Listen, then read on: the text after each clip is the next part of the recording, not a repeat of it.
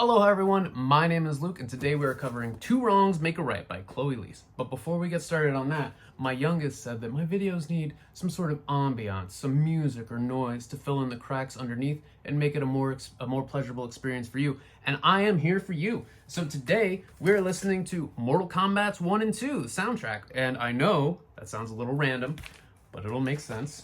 Don't worry. And look, it comes in scorpion yellow. How cool is that? So I'm gonna throw this on and I'll be right back and then we'll talk about that book. Hold on.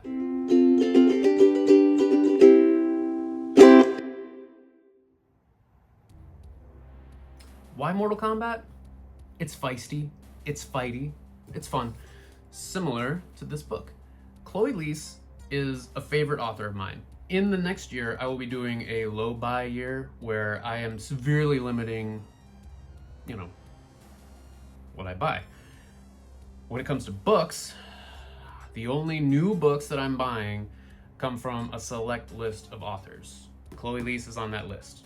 Chloe Liese, Ashley Poston, Emily Henry, Stephen King, Grady Hendrix. There might be another one in there. I think Simone St. James. Maybe. She's kind of on the fence. Anyway, my point is that even in a low buy year where I'm not buying any used books and the only new books that I'm purchasing come from a very select number of authors, she's in there. She's great. This is the first part of a series. The second part recently came out, so I can't say that this is the first part of a new series, but it is the first part of a new series to me. So, that works. It is a kitchen sink romance. It's got everything. It's got enemies to lovers, it's got fake dating, it's got regular romance, and then it switches into more of a neurodivergent romance. Chloe Liese is not a stranger to writing neurodivergent romances. It's one of the things that I really like about her, because in the realm of contemporary romance, there are very few authors that are willing to delve into that kind of character. And I am sure that the reason that a lot of authors are scared to do it is because they don't want to assume, or they don't want to get it wrong, or they don't want to be insensitive. Common concerns for sure. This is why you have sensitivity readers, I guess. But Chloe Liese does a pretty decent job. This feels like the first real jump into the pool, especially when compared to If Only You.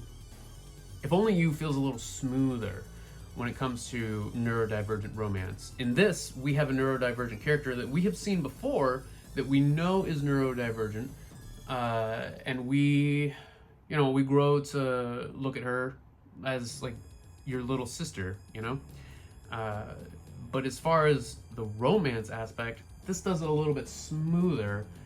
This has a little bit more in the stew. And it's good. It's a fun ride. I enjoy it. It's just, you can kind of feel the newness of it, I suppose. I'm still stoked. It's a fun book. I'm not a particularly huge fan of enemies to lovers in general.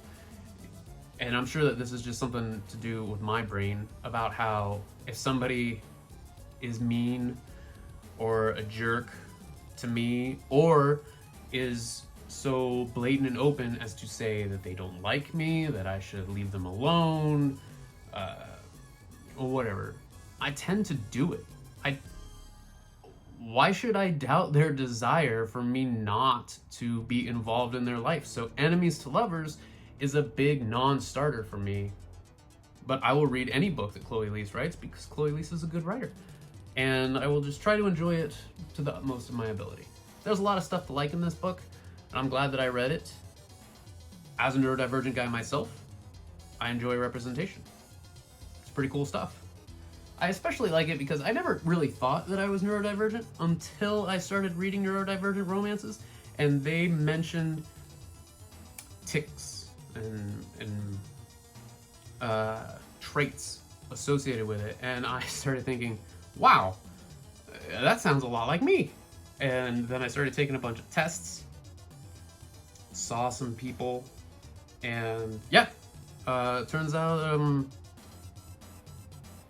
pretty solidly on the spectrum. So I don't know, it explains a lot about my past and whatnot, and it just makes the representation scene here a little bit better, because I always thought that I was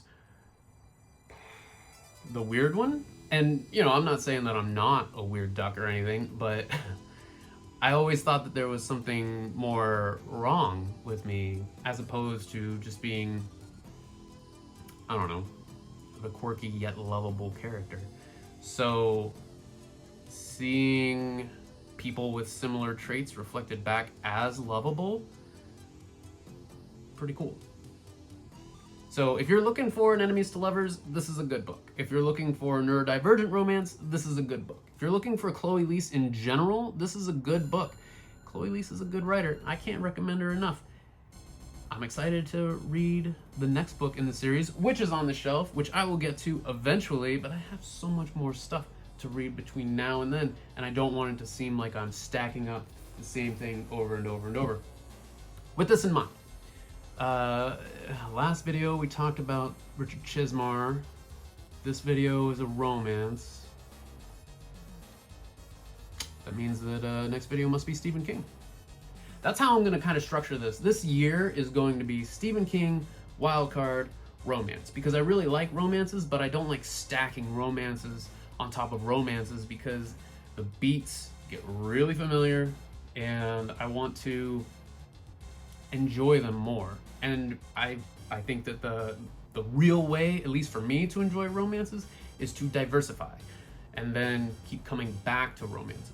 So that's what I'm gonna do. I'm not hating on people that read romance exclusively, but it just makes me enjoy romance more when I come to it from a different genre.